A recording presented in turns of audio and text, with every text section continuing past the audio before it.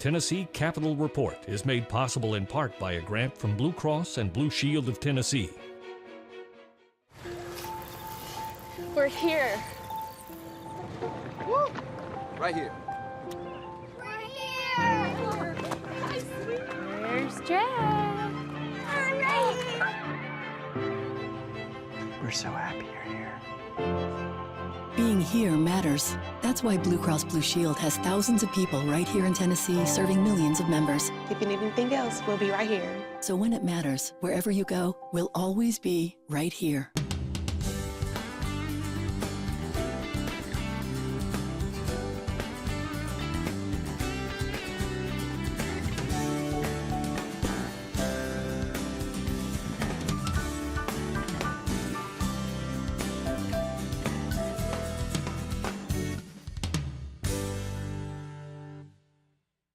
Welcome to Tennessee Capitol Report. I'm your host, Chip Hoback.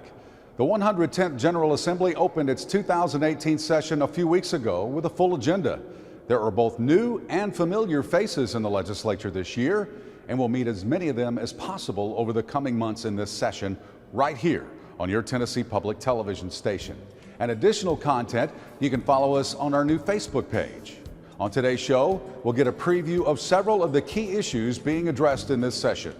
Representative William Landberth is here to discuss a broad agenda for juvenile justice reform. And Senator Kerry Roberts makes his debut on Tennessee Capitol Report to talk about his efforts to change the welfare system in our state.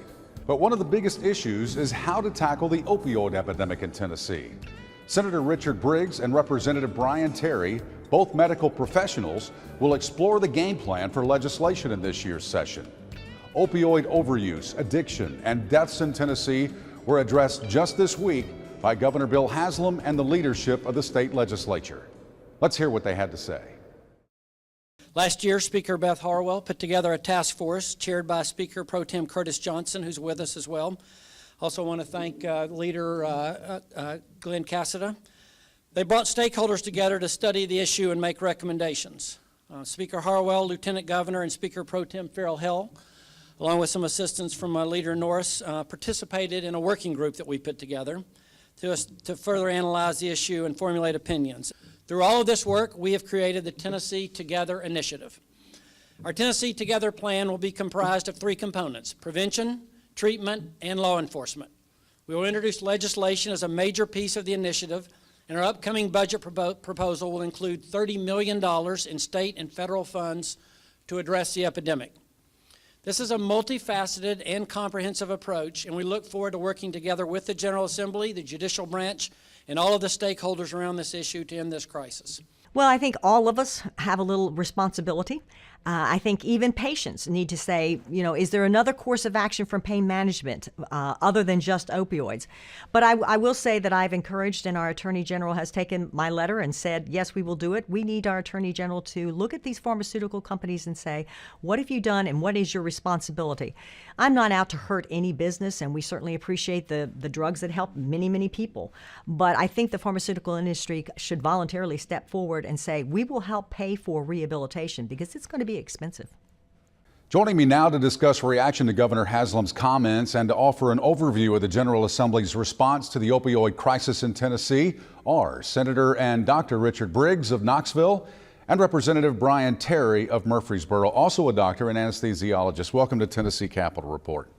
Thank you to be here. Looking forward to getting your insight on this. It's a problem that we've had coming for many years from many different directions. There's a lot of people to blame for it, and we've got to figure out how to solve this opioid problem in Tennessee. We'll start with you. Well, I was delighted with the program that the governor presented today. It's a three-pronged program that involves prevention, treatment, and law enforcement. And I think this is a program that we're going to find people across party lines, across our philosophical stands, whether we're conservative or liberal, that everyone agrees that it's a major problem in our state that we're going to have to attack. What's the major part of the legislation that we're going to try to get through this year? Well, one of the things that Governor Haslam is looking at is, like I said, a different pronged approach. It's a multifaceted issue. So we're looking at from an education standpoint, getting education to our schools about the issue, medical schools about the issue. We want to decrease there's a supply side and a demand side. And from a supply side, looking at decreasing the amount of narcotics that are on the street. From either a prescription standpoint or how do we decrease diversion of legitimate prescriptions. And then from the law enforcement side, what we're looking at is there's illicit drugs, the high-powered narcotics that are coming in. They're either being manufactured illegally or they're coming in from China through Mexico, like fentanyl that's up to 100 times as potent as morphine. And then we have other drugs like sufentanil and carfentanil, which they're even more powerful. So again, looking at education, the treatment, looking at decreasing the supply, and looking at law enforcement. Seems like there's a whole new industry that's come up, and they're using different ways to pay for the drugs, using gift cards. Explain a little bit about how that came about and what we're doing to stop that. I'll try to go through this very briefly. What we do, we have organized crime gangs that will come into a community. They'll go to retail stores. These are the Walmarts, the Targets, the Home Depots. They shoplift. The next day they bring back the merchandise without a receipt. They get a gift card. They take those gift cards to places like pawn shops or game shops. They sell them at a discount to those businesses, take that money, and then use it to buy drugs. And this is really, they always say, follow the money.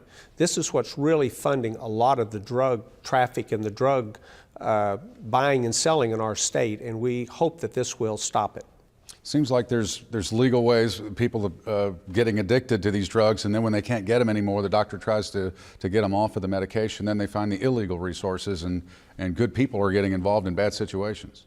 Yeah, that's true. And I always talk about whatever we do, we need to look at legitimate patients and legitimate providers. And they're kind of caught in the crosshairs of this, people that are actually trying to help these patients, these chronic pain patients, and the burdensome regulations that are put on them make it more difficult for them to practice. And what you end up doing is you push these patients out, and where do they go? They either go to the street, or they may go to Alabama or Kentucky or wherever they can get legitimate treatment. So whatever we come up with, we want to make sure that we have them protected.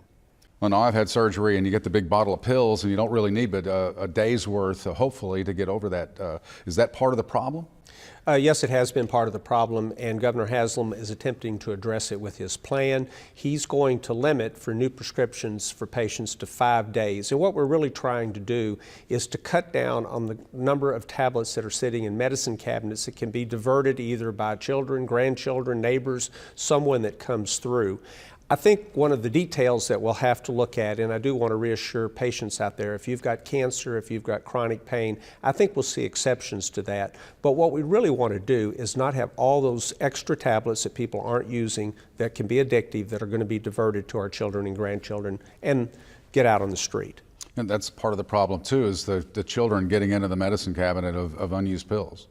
That's correct. And diversion, whether it's from legal prescriptions, that's what we're trying to do is tackle that, and then then you have the illicit drugs on the other side, and that's what's bringing up the supply that we have. And so if we're trying to tackle this from a couple different ways. If you decrease the amount of diversion, and then from the law enforcement side, decrease the supply that's coming in, hopefully we can cut down on the demand side. And then from an educational standpoint, educating our students, educating our physicians. This is a national problem. We're hearing about it on the national news. We're hearing about it from the President of the United States and Congress. But Tennessee seems to rank pretty highly as this being a problem here. Why is that? I think we're 1/10 of a percentage point better than Alabama. And in particular, it's not just a Tennessee problem. In Appalachia, where I'm from, that's really the epicenter in the country. If you go through West Virginia, eastern Kentucky, and the eastern part of Tennessee, it seems like we have a lot more there than anywhere else in the rest of the country. And East Tennessee has a lot more than we have in the rest of the state. Why is that? I think there's this long tradition. If you think of, let's call them illegal substances, it started with moonshining that we had back when we didn't have anything else for people to become addicted to. We later went to cocaine, crack cocaine. I think it was the meth labs there were more meth labs in eastern Kentucky and the mountains of Tennessee than just about anywhere else in the country. And now we've got this opiate addiction. A lot of it's related to poverty and lack of jobs. I think that people have gone astray and gone into that lifestyle. I'd like to add a couple things to that. I think from a legislative standpoint, what we passed here, I wasn't part of the General Assembly at that time, but there was the Intractable Pain Treatment Act was passed in 2001, and that basically said as a patient, you have a right to have your pain treated, and if the physician does not treat your pain, they have to provide you with a referral to somebody that will. And what we saw was an explosion of pain clinics here in Tennessee. We actually have more pain clinics here in Tennessee than they do in Texas. The other thing is from an illicit drug standpoint, you know, we've got I-40 and we've got 65, 75 just coming straight through through Tennessee, and it sets up a place for these drug dealers to put out their supply. Thank you, Senator Briggs and Representative Terry, for being on the show today. Glad to be here. Thank you so much. Preparations are now underway at the General Assembly for a joint convention to host Governor Haslam on January 29th. The governor will probably have more to say regarding opioid legislation in his State of the State address, which you can see here live on Tennessee Public Television tomorrow night at 7 o'clock Eastern, 6 o'clock Central. Joining me now is no stranger to our show, Representative William Lamberth of Cottontown and the chairman of the House Criminal Justice Committee. Let's go over some of the major accomplishments you think your committee has made to this point, and also what are you looking to do at this legislative session? Yeah, I think over the last few years, we've definitely done a very good job of trying to hold folks accountable, but at the same time, give them a pathway back to prosperity. And so, you know, if someone commits a crime, you know, in almost every instance, minus first-degree murder, I mean, that person's going to have a punishment, that person's going to have a sentence, but at some point rejoin society. And so I think over the last few years, we've tried really hard to focus on how do we make sure folks have a license? How do we get them back to a job? How do we get them the skills they need to be able to be a productive member of their community, while at the same time still holding them accountable for their actions? But I mean, just because somebody has committed a crime doesn't mean we just throw them away and pretend like they're never going to be part of our communities again. And so I think that's been a big step forward in trying to make sure that if somebody needs recovery services, if they have an addiction or mental health issue, that we provide those services. And that's been a real turning point over the last few years of just kind of lock them up and throw away the key and hope they do well when they get out, you know, based on the fact that they understand there's a punishment out there, they being anybody involved in the criminal justice system, to, okay, we're dealing with someone whose life is very well broken for some reason. What can we do to have them see the light? What can we do to help that person not commit additional crimes and, again, be a productive member of their community? Get a job, don't commit crimes, you know, stay away from substances and get the help you need to be able to, you know, not be addicted to a certain substance, or at least not act on that addiction. Well, of course, it all starts with children, and the recidivism rate, you know, we don't want those children that get in trouble early to be criminals when they're adults. What kind of actions are being taken to help that area? Yeah, and the Speaker asked me to sit on a task force this year, and I was honored to do so, dealing with juvenile justice issues. And I will say that we've not truly done a top-to-bottom sentencing reform since 1989 in Tennessee. And we've tinkered around the edges, and in our committee, we've worked very hard over the last few years to try to make some advances, but there's not really been a top-to-bottom. And so within juvenile justice, that's true as well. And so the juvenile justice system that we have now was really designed to handle a very small number of children from broken homes that, for whatever reason, are acting out in ways that bring them into the criminal justice system.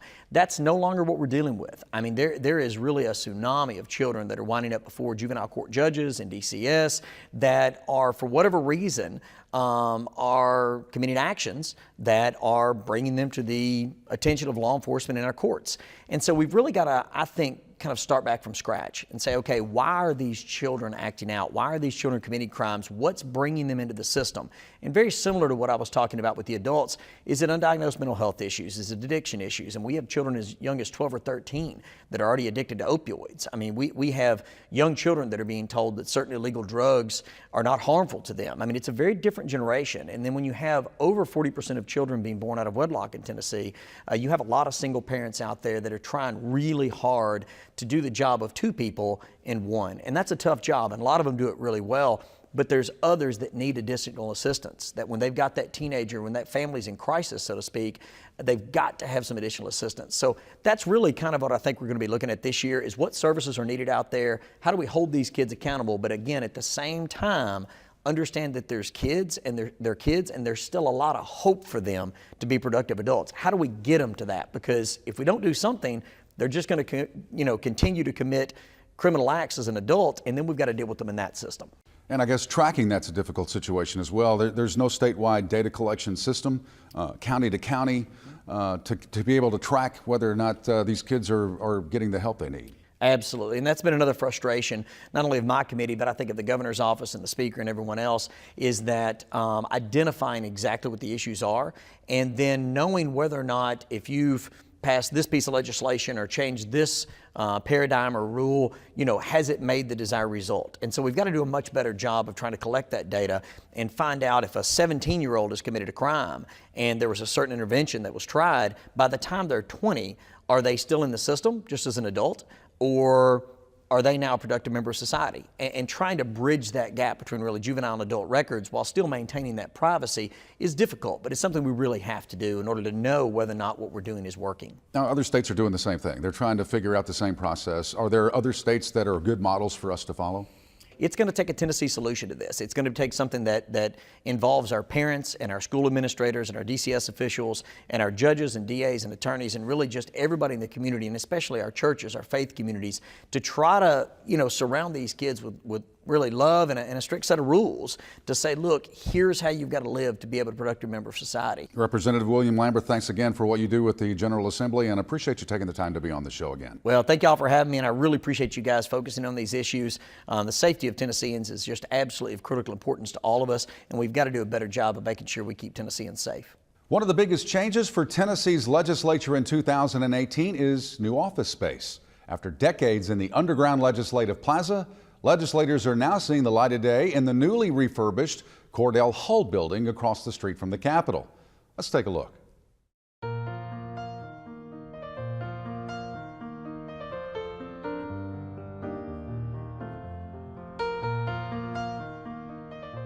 I think it was a very wise move for the state. As you know, the Cordell Hull building is seen as a historic building. The original plan was to actually tear this building down, but the Historical Commission wouldn't allow that. And I'm glad, because if you walk through the building, you see some limestone and marble that's unique to Tennessee. So I think we have restored a beautiful building in the downtown community.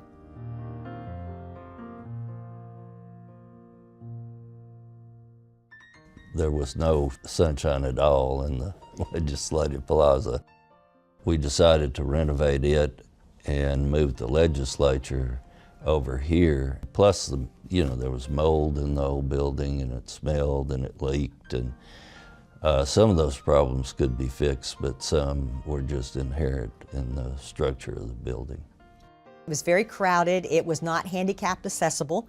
This building is. And again, we have a larger committee room, so there's places for everyone to sit. We have better access for the office building itself so that members can invite the public here to have meetings. And overall, I think the public's going to be very happy with this building if they have the opportunity to come and visit us.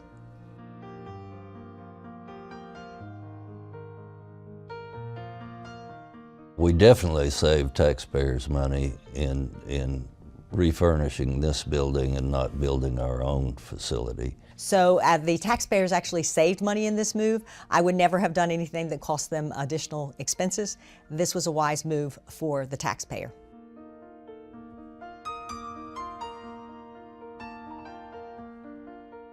I didn't design my office. The building was actually designed by Speaker Harwell and Speaker Ramsey, and they did a fantastic job. Everybody seems to like the offices that they're in. It's important to be able to look out and see what's happening and see what the weather is and see the sunshine. The walk is a little longer from here to the Capitol, but we need the exercise, I think.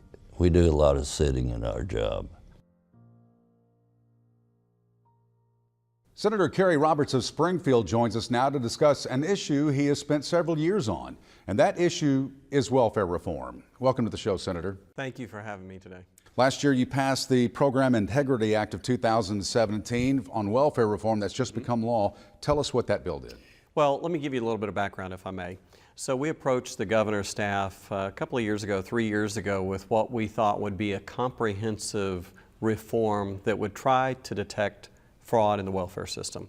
We felt like in Tennessee that we might lose as much as $125 million a year. So we wanted to implement what we thought would be some common sense reforms that would detect abuse in the system. What we discovered is we weren't quite ready to get there. We had systems that didn't talk. We had departments that didn't talk. We could spend a lot of taxpayer dollars to get those departments and systems to talk, or we could wait until some new software and some new initiatives rolled out that would make it easier to do. So our legislation last year was really the first step in a multi-step process to help us to detect fraud and abuse in the system. And do you expect that there's a lot of fraud and abuse in the system right now? Well, we do. It's very hard to say. I mean, we rely upon the estimates of think tanks, and the think tanks tell us that it might be as high as 125 million in Tennessee, but we really have no way of knowing. We also know when we talk to investigators, there's a lot of intuitive knowledge, there's a lot of anecdotal knowledge. So for example, we know there's a lot of trafficking in EBT cards. So we know that EBT cards are used out of state and in places that they ought not to be used. And sometimes that's legitimate, but quite often it signals that there's fraudulent activity taking place. So what are the agencies that you had to bring together to try to find this kind of information? Well, a great example is the lottery. So if somebody wins the lottery, then you would think that they lose their eligibility for some type of welfare benefit.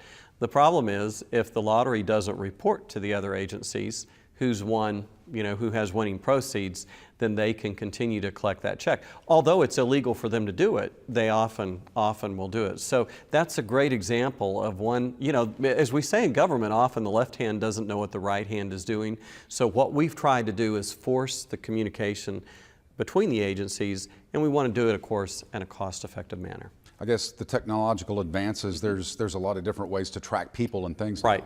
Well, and we're dealing with legacy systems in many cases. So for example, state government doesn't have the state-of-the-art software where it's easy for one agency to talk to another. Often one agency has the new package that's rolled out or the new version, but the other agency still has the old version, and the data doesn't map between the two. So as we are modernizing all of our systems and getting rid of the older legacy systems, we're finding that they communicate a lot better. So just by virtue of software upgrades, we're actually solving some of the problems without any other effort. Going into a new legislative session, what are the goals for this welfare reform package in this session? Well, when we approached the governor a couple of years ago, they basically said, let's not do it all yet, let's wait on some things, because we think some of these need to be vetted a little bit more, they need a little bit more effort, or it might be that sometimes you can do better if you bite things off and do them incrementally than try and do it all at once. And so in the package this year, we have several things that we're looking for. Number one is we're looking for increased authority to investigate when we believe that somebody's working, they've lost their eligibility. Sometimes we need to be able to go into an employer and subpoena records and get the cooperation of the employer. We don't always get it. So we've added some teeth to that law. We've also targeted the replacement of EBT cards. So just in case our listeners are not aware of this, the viewers are not aware of this, you get a card that looks like a debit card, and that's what you use to purchase your food. Well, sometimes people call and say, my card's been lost. Well, has it been lost or has it been stolen? And unfortunately, the way the controls work on the program, it's not as simple as turning off that card because they're preloaded with benefits. So when somebody comes back for the third time saying that I've lost my card, that might signal that there's a problem. Now, maybe it's just they're absent-minded, but it could also signal that maybe some cards have been stolen, some cards have been traded, it's somehow being abused. Also, we've got language in the new bill that allows us to cooperate with other states, because one of the great ways to track down welfare abuse is to see who's registered in another state. If the states are talking, for example, we found out that a few years ago that if you look at the southeast region of the United States, there are people that work each and every one of these states for welfare benefits, and when the states start talking, you find out in many instances that you've got people who are basically millionaires who've been gaming the system among all the different states. Now, that's not that many individuals, but the dollar amount is significant. And that's money, of course, that's not available to the people who need it the most. Thank you, Senator Roberts, for being on today's Tennessee Capitol Report. Thank you. And that concludes our program opening the 2018 session of the 110th General Assembly. But we want to remind you that Governor Bill Haslam will make his final State of the State address to a joint convention of the legislature tomorrow night at 7 o'clock Eastern, 6 o'clock Central. So please watch on your local public television station. This is the final year of the 8-year Haslam administration, so it will certainly be an historic moment carried live by Tennessee Public Television. We'll see you again on February the 25th for another monthly wrap-up show. But until then, like us and follow us on Facebook to see behind-the-scenes content, bonus material, and more coverage of the 110th General Assembly. Thank you for joining us on Tennessee Capitol Report. I'm Chip Hoback.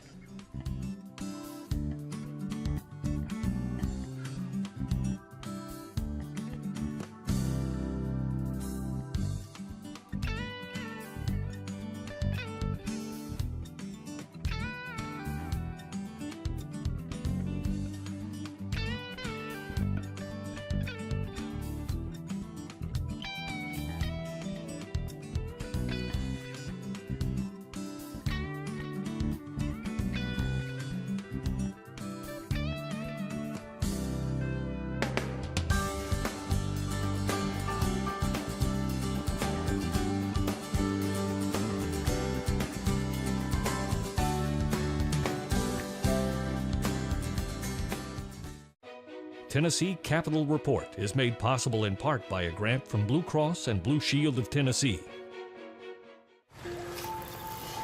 We're here. Woo. Right here. Right here.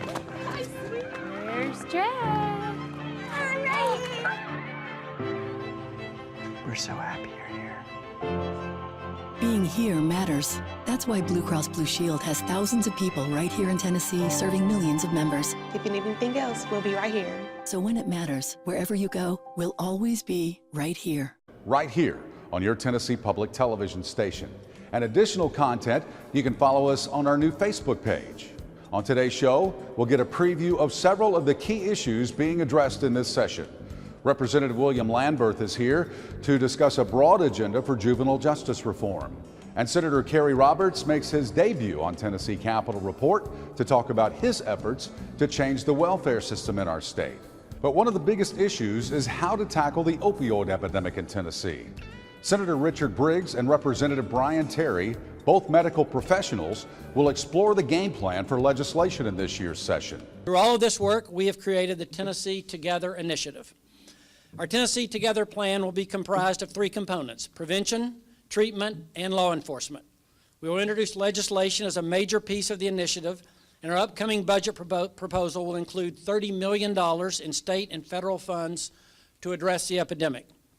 This is a multifaceted and comprehensive approach, and we look forward to working together with the General Assembly, the judicial branch, and all of the stakeholders around this issue to end this crisis.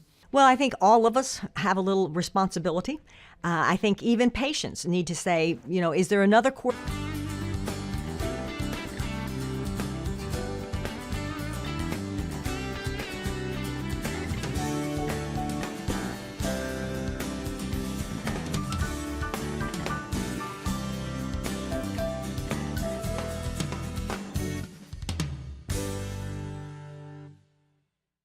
Welcome to Tennessee Capitol Report. I'm your host, Chip Hoback. The 110th General Assembly opened its 2018 session a few weeks ago with a full agenda. There are both new and familiar faces in the legislature this year, and we'll meet as many of them as possible over the coming months in this session. Tennessee Capitol Report is made possible in part by a grant from Blue Cross and Blue Shield of Tennessee. We're here. Woo. Right here. Right here. There's Jack. We're so happy you're here. Being here matters. That's why Blue Cross Blue Shield has thousands of people right here in Tennessee serving millions of members. If you need anything else, we'll be right here. So when it matters, wherever you go, we'll always be right here. Opioid overuse, addiction, and deaths in Tennessee were addressed just this week by Governor Bill Haslam and the leadership of the state legislature. Let's hear what they had to say. Last year, Speaker Beth Harwell put together a task force chaired by Speaker Pro Tem Curtis Johnson, who's with us as well. Also want to thank Leader Glenn Cassida.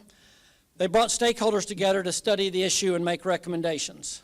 Speaker Harwell, Lieutenant Governor, and Speaker Pro Tem Farrell Hill, along with some assistance from Leader Norris, participated in a working group that we put together to further analyze the issue and formulate opinions.